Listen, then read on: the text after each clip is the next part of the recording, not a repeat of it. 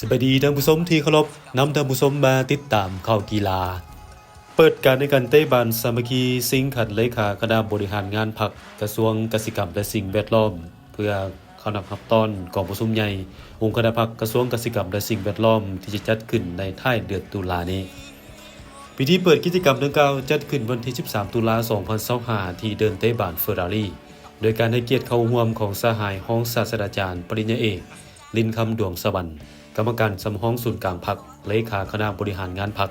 รัฐมนตรีกระทรวงเกษตรกรรมและสิ่งแวดล้อมพร้อมด้วยห้องเลขาคณะพรรคคณะนำกระทรวงและองค์การจัดตั้งมหาชนเข้าร่วมอย่างพร้อมเพรียง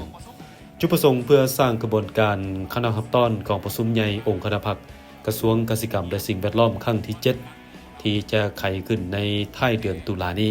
ให้เป็นกระบวนการฟุดฟื้นมีความสามัคคีภายในอย่างแน่นแฟ้นและคำนับสมเสย3วันประวัติศาสตร์ของพรรคของชาติเช่นวันสร้างตั้งพรรคครบรอบ70ปีวันสถาปนาสปป.ลาวครบรอบ50ปีและวันเกิดประธานกสรพรหมวิหารครบรอบ105ปี